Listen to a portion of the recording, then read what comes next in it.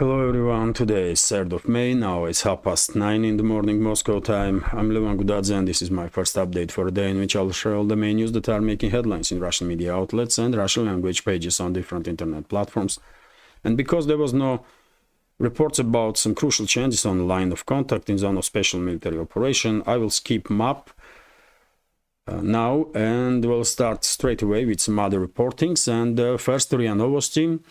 According to this information, US intelligence community thinks that Russian armed forces may achieve breakthrough in two directions, one being Donetsk sector and another Kharkov region.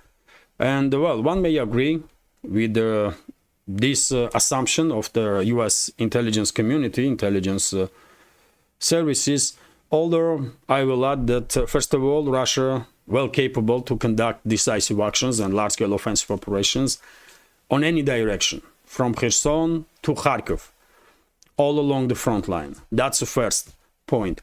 And also, by the way, as I said many times before, until so-called Ukraine's armed forces are not yet collapsed completely, there is no reason really for Russian side to change current strategy of active defense that have been utilized and quite effectively, by the way, to demilitarize Kiev regime. And in my personal understanding, in my reading of big picture, we should expect large-scale decisive actions from Russia on the line of contact only when first of all, Kiev regime forces will collapse all along the front line, not just in one area or another, like we see in Avdiivka direction right now, by the way. That's not enough. Only when we will see similar picture all along the front line and when Kiev regime itself will be ready to capitulate. That will be right time to conduct decisive actions, because in that case, casualty numbers will be minimized and the damage on the ground will be minimized also. And this is important for Russian side. So yes, US intelligence is correct that Russian forces may achieve breakthrough in Donetsk and Kharkov directions. I mean, hardly can anyone argue with this. Although Russian forces can achieve a breakthrough on every other directions also, although one should expect these decisive actions from Russian armed forces for a time when Ukraine's armed forces will no longer be battle-capable entity, when Ukrainian armed forces will collapse and Kiev regime will be ready to sign capitulation. That's it. If it will happen in a month's time, then we should expect Russian decisive actions in a month's time. If it will happen in 5 months' time, then we should expect decisive actions after 5 months. There is a clear correlation there. Anyway, let's continue. And RBK News Agency is reporting that Macron, by the way, president of France, once again is trying to, I don't know, intimidate Russia or scare Russia. He spoke again about deployment of French troops into Ukraine. Okay, maybe he missed his appointment with psychiatrist and did not receive some pills. Because at this point, I really doubt that anybody takes seriously this individual, man. Anyways, Macron made a statement that there is two conditions when France will deploy its troops in Ukraine. One is if Ukraine's defense lines will collapse, and another if Kiev regime will ask for deployment of French troops. So basically, Macron is opening door for invitation, well, Kiev regime will probably be happy to invite French troops to get exterminated on the battlefield. Although I guess this is the time, by the way, that French intelligence services should intervene, French militaries, and should make it clear for Macron that I mean, he really is out of touch with reality now, and he should act whatever time he has left as a president of France as quiet as possible, and not to jeopardize security of France and French citizens. I mean, it's clearly time French intelligence to get intervened bit, because this is not serious, by the way. Macron is definitely destroying reputation of France worldwide. It's crazy, man. What the hell is going on, though? Anyways, let's continue. RT is reporting that NATO state rejects 100 billion euro Ukraine war chest. Madness. Budapest is of course capital of Hungary. So Budapest is opposing a potential 100 billion euros, which is 107 billion US dollars. 5-year NATO plan to fund Ukraine in its conflict with Russia. Hungarian Foreign Minister Peter Szijjártó has said the draft plan on the military aid funds was presented to member states of the US-led bloc by Secretary General Jens Stoltenberg earlier this week, Szijjártó revealed. So, yes, US just authorized, US lawmakers and Biden's administration just authorized this 60 plus billion aid package, military aid package for Kiev regime. But as we all predicted, of course, it will not take too long before talks will begin about additional billions and billions to be sent to further prolong this proxy war against Russia. And well, it's just a week, by the way, and we already have this information here that now NATO is pushing narrative that 100 billion euros should be allocated for a Kiev regime. What you gonna say, man? How are you gonna comment on this? At this point, everyone understands. Who is more or less informed that Ukrainian crisis is a proxy war against Russia, waged by NATO, waged by Western ruling class, and everyone also understands that no matter how much weapons and money formally going to be allocated for a Kiev regime to prolong this conflict, outcome would not change, and Russia will emerge victorious anyways. So it is what it is. I have just one question: how long Western societies will allow this nonsense to continue in the West? Because every country, by the way, from US to European states, every country has some issues that can be dealt with this much money. And I guess more and more people will start asking questions: what the hell are we doing there? We need this bridge to be repaired. We need this infrastructure to be renewed. We need investments in this area and that area. And we are spending tens of billions and hundreds of billions on the most corrupt regime in the world. I mean, why? More and more people probably will ask questions, because I mean, I really don't know how long this madness can continue without being checked by Western societies, man. I'm a little disappointed, really. I had a much higher view of Western societies. I'm gonna be honest. I was thinking Western societies will always keep their governments in check, and it's sad to admit that I was very wrong. I was very wrong. You know, yes, there are groups, well-informed people in the Western states that are trying their best to inform their fellow citizens that this is not normal, what is going on. But, well, vast majority is still under heavy influence of propaganda, by the way, and they're not gonna keep in check anybody, especially Western ruling elites, man. Now, anyways, let's continue. RT is reporting that date for Swiss proposed Ukraine peace talks revealed. A Swiss proposed peace conference on the Ukraine conflict will take place on June 15th, 16th. Okay. There is too much talk about this upcoming conference for several months now. Although, by the way, Moscow make it clear that this conference is just a waste of time. And by the way, Swiss did not invite Russia, as it was expected. Russia is not invited. And therefore, I mean, you tell me if you really think that there is any logic or reasoning behind this kind of conferences.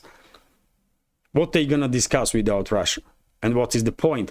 And we know what they're gonna discuss. Zelensky's peace formula, so-called peace formula from Zelensky, and Moscow already made it clear that Zelensky's peace formula cannot be taken seriously. Moscow has no time to spend on that garbage. And therefore, I don't know, man. I don't know what Switzerland is trying to do. Moscow was clear that it sees Switzerland no longer as a neutral state, because Switzerland is a part of anti-Russian coalition. It's just too obvious. And also this peace plan, by the way, peace formula, so-called peace formula from Zelensky, cannot be taken seriously, because I remind you, dear friends, that according to this formula from Zelensky, Russia should withdraw its forces from all territories that Zelensky thinks is Ukraine, which is not happening. Russia is not going to withdraw its forces from nowhere. And also Zelensky is demanding some sort of compensations. He wants money, by the way. He wants money, even from Russia. And I mean, come on, man. How can you really spend time to discuss on some conference that garbage? I mean, this is nonsense. This is nonsense. Although Moscow is quite clear also that, door is open for negotiations. Door is open for negotiations, but on real ground, on real issues, not about some fantasies, because, Russian officials are very busy and they don't have time to spend it on some nonsense. That's all. And I have Vzglyad News papers report here about reaction of the Peskov, press spokesman of the Russian president, about this Swiss conference, and he said that, no solutions can be found on that conference. First of all, because without Russia there is no solutions for this crisis, and Russia is not invited. And secondly, until Western ruling class and Kiev itself are not willing to conduct real talks on by taking into account reality on the ground, then it is impossible to find any solutions at all. Lenta.ru is reporting, by the way, that official representative of Russian Foreign Ministry, Maria Zakharova, commented on an article that appeared on Reuters and then disappeared, then was removed, in which David Cameron, Foreign Minister of UK, former Prime Minister and current Foreign Minister, was saying that Ukraine has a permission to use British weapons to conduct strikes deep inside Russian territory. Basically, Cameron says that Kyiv has permission from London to conduct terrorist attacks on Russia. And because these statements go against previous statements of London, I guess Reuters was pressurized or pressed to remove that article, and they did. And Maria Zakharova commented on it and said that, Ukraine more and more resembles Al-Qaeda, that was also financed and weaponized by Western, collective West, by Western secret services, and very same stuff is happening with Ukraine, although one should keep in mind that Al-Qaeda eventually bite West, and Ukraine will do the same. Ukraine will do the same, and the very same weapons can be and will be used against Western states. And I have to agree with Maria Zakharova 100%, because after all, I was saying for a long time now that it's only a matter of time, by the way, and Ukrainian terrorist groups, Ukrainian neo-Nazi and terrorist groups will start conducting terrorist attacks on Western states, because they will blame West for losing this conflict with Russia. They will blame West, by the way.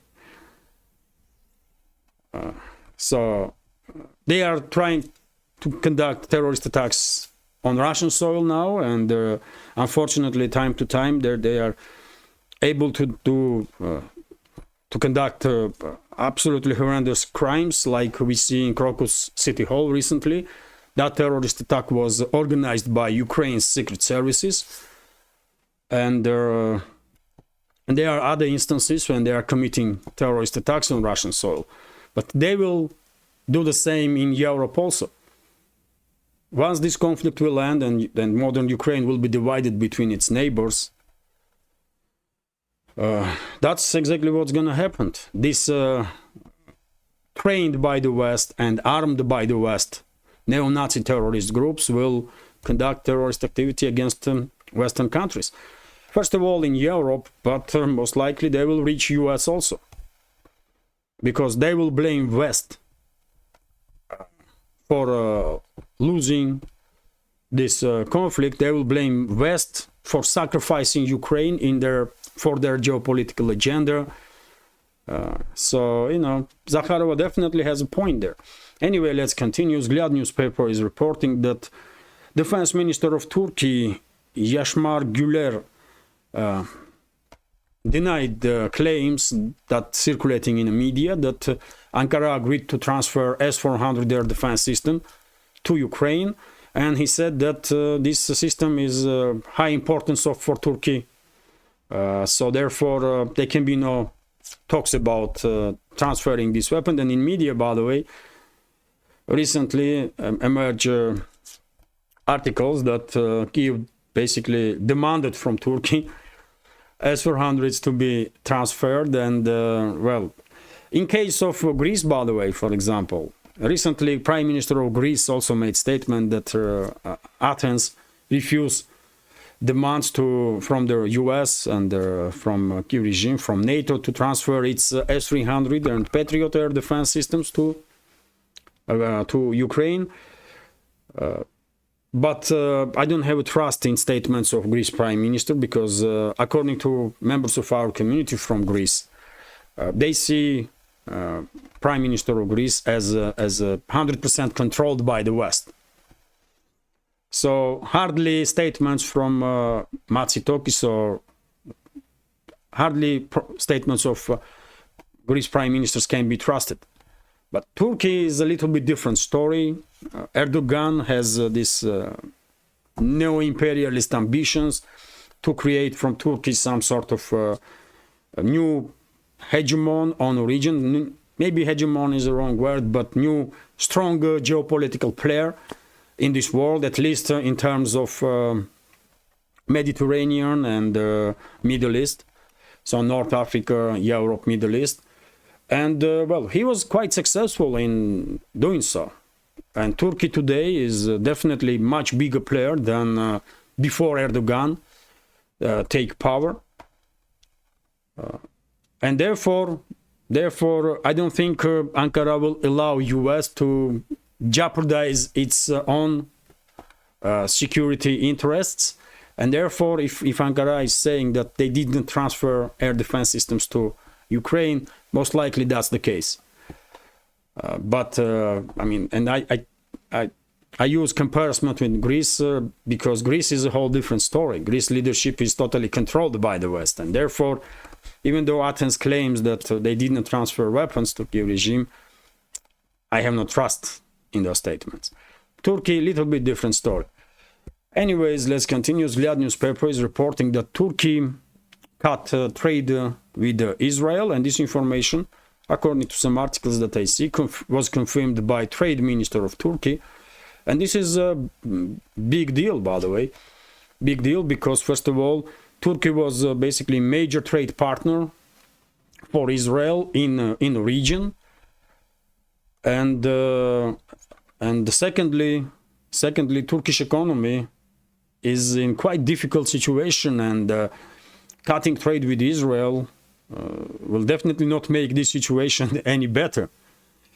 So I don't know, man. I don't know. This is the situation when, if in terms of weapons, it is highly likely that Turkey didn't transfer that S-400 to Ukraine. In this case, when it comes to trade with Israel, I would not be so sure about it. Maybe these kind of statements have been made for domestic politics and for regional politics, because Turkey wants to be seen in the world, and especially in the Muslim world, as one of the leading countries, and its reputation definitely have been damaged because of this active trade with Israel, despite this confrontation between Israel and Palestine.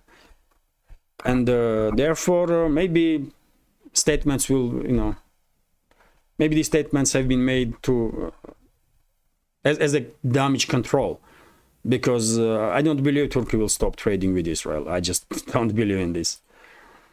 Let's see. In next few days, we will probably learn some more about it. Also, by the way, quite interesting news from Niger. According to Pentagon, Russian forces in Niger are located on the same base, same military base as US forces. This is 101 air base in Niger, and I did not know this. This is kind of a surprise for me. RIA Novosti news agency contacted Pentagon press service, and this information was confirmed by Pentagon. And well, Russian and the US servicemen are facing each other on the same base, and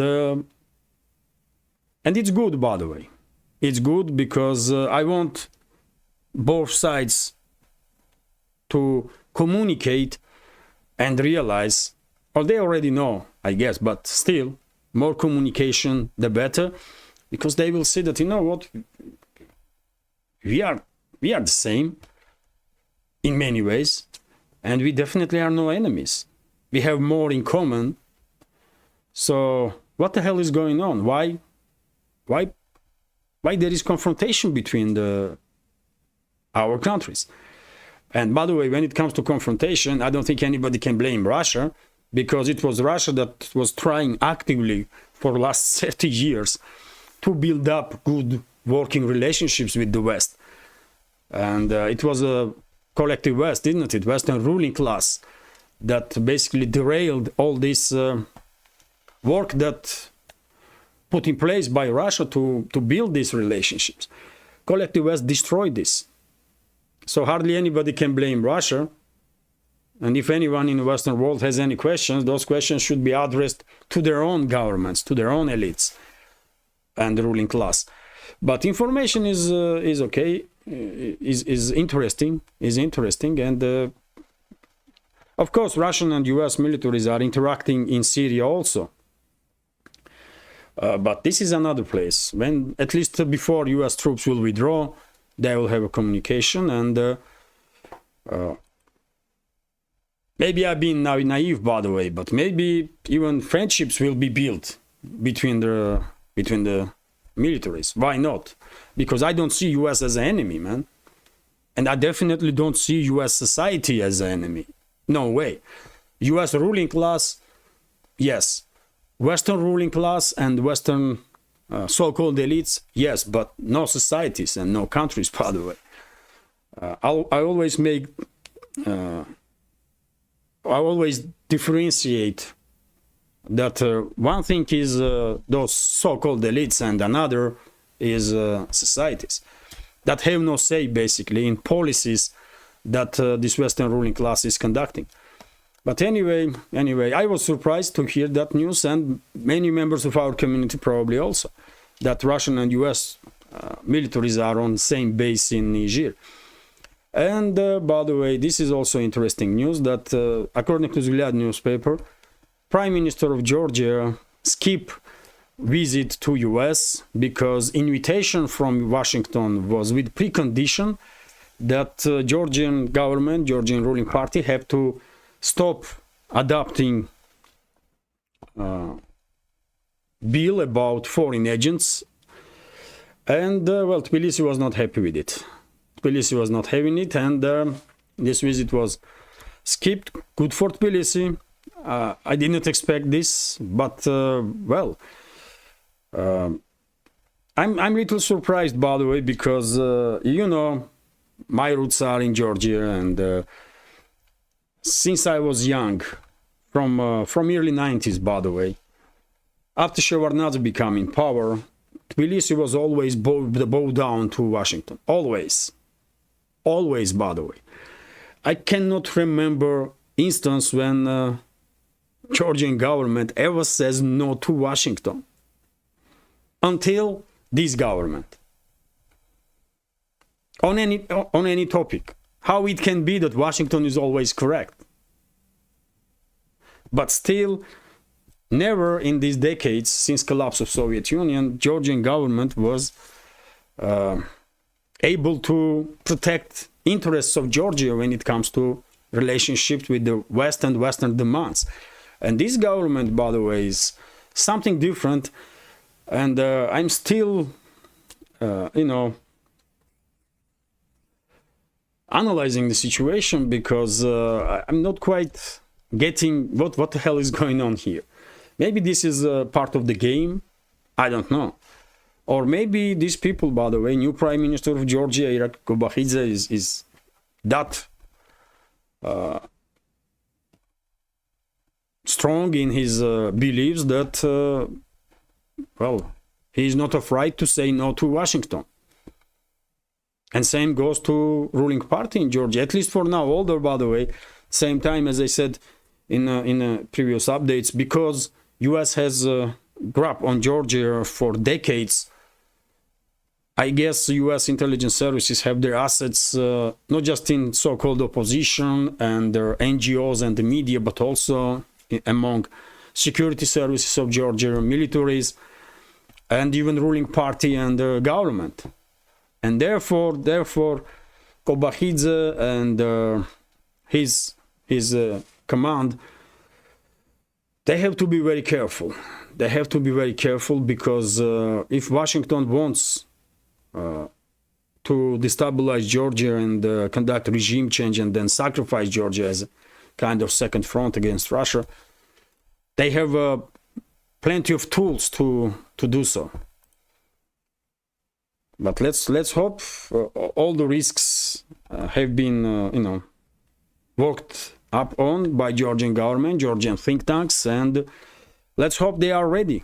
Let's hope they are ready to minimize risks for Georgian society and Georgian statehood. Anyways, let's continue. RIA Novosti is reporting that China begins sea trials of its next generation aircraft carrier, super carrier basically. The Chinese Navy on Wednesday launched sea trials of its third and the most advanced aircraft carrier, according to state media reports. I share videos and photos about this carrier yesterday on my Telegram channel, many of you probably see. With the displacement of 80,000 metric tons, there are Fujian dwarfs, there People's Liberation Army's Army Navy's two active carriers, the 66,000 ton Shandong and the 60,000 ton Liaoning. Only the US Navy operates bigger aircraft carriers than the Fujian. So yes, this is a big jump, of course, for China from previous carriers, because previous ones were quite small. The previous ones were copies, by the way, basically, of the Russian aircraft carrier. One of them was brought in Ukraine and then transferred into aircraft carrier and it was built, of course, during the Soviet Union era.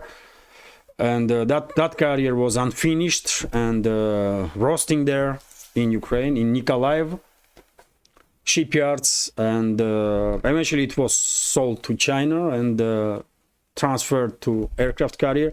Second carrier of China is a copy, basically, maybe a little improved copy of that first one, Soviet design carrier. And this one is definitely something completely different. This one most likely, it's not just completely domestically built, but it has features that brand new US carriers have. And it's a big deal, by the way. It's a big deal. I guess in next 10-20 years, China will receive another 4 or 5 these type of carriers, and it will definitely make China more protected. Let's see this way. So yes, it's a big deal. It's a big deal. And the Vzglyad newspaper is reporting that, well, little bit about economy. AvtoVAZ, by the way, Russian car manufacturer, sales of its cars jump 64%.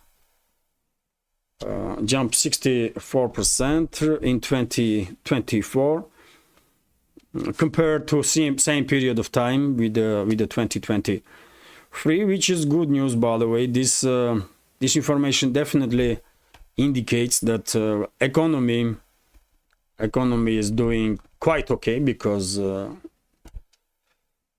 tens of thousands of people are able to buy new cars. And this is just one manufacturer. If you combine all of them, then we are talking about hundreds of thousands.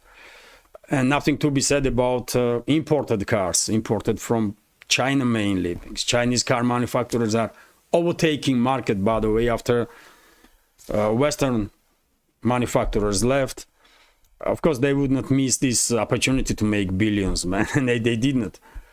But yes, it is interesting. It is interesting that Lada, by the way, and there is some, you know, during the Soviet era times, Lada was producing basic cars. Basic cars, everyone knew this, and it did not even have ambitions to do anything else. Or communist government don't let them do so. There was designs for improved cars, but well, communist ideology, you know, had influence, and we all know what kind of cars were produced during the Soviet era. Man. You don't like it, I don't like it, no one likes it. Maybe there are some few exceptions. But now, by the way, nowadays, Lada is changing very much, by the way. Nowadays, when I see Lada cars, I mean, they look nice. They really look nice, by the way. And if you compare price tag and the car, I mean, you can clearly see why AvtoVAZ is gaining bigger share on the market. Not just in Russia, but AvtoVAZ is selling its cars worldwide also. And percentage of exports are also increasing. Because, well, latest cars, by the way, they really are nice. Yet again, it's if you compare price tag and the product itself. And I believe it will take maybe another, I don't know, 10 years, 15 years. And I see Lada competing with the South Korean car manufacturers in a segment of, in the middle segment. Now, AvtoVAZ is definitely top player in a segment of relatively cheap cars. But give it 10-15 years, and I guess AvtoVAZ will start competing with South Korean car manufacturers, and they are beasts on the market right now. Kia, Hyundai, and so on. So yes, good news, by the way. And I will end this update right now, or on this news. Sorry. Well, there was explosions, coronal mass ejections on the sun, by the way. And if these days, yesterday, today, you feel some high pressure, I mean, most likely that's because of the magnetic storm that is Earth experiencing right now. And this will last for the next couple of days. Yesterday, I had the high pressure, 160 or 100, which is quite high. And I thought to myself straight away that it must be changing in the weather. And then I saw this news, and I realized, yeah, now I can understand why I have pressure. So people that are sensitive to this climate changes or magnetic storms and stuff should take all the measures necessary to make sure that, you know, they are checking pressure constantly, because it's a serious stuff. And This morning, by the way, there was a report about another huge explosion on the sun, and if this mass of highly charged particles will move towards our planet, then this magnetic storm will continue at least for next few days. And by the way, storm is so powerful that we might have auroras in the Moscow region. We might see auroras in the sky nighttime. So let's see. This is it, by the way. This is it for now. Quite a short update, and hopefully you will find it informative, interesting, useful. And if so, please click that like button and leave some commentary just about anything, any topic we'll do. This is the only way we have to influence algorithm, and sometimes we are quite successful on it. Sometimes maybe not that so, but yes, if you can, please click that like button, leave some commentary. It will definitely help. And for very same reason, if you can share links to my videos or about my channel with your friends on any of the platforms that you are actively using. And finally, yes, if you think this channel is interesting, useful, and deserves to exist,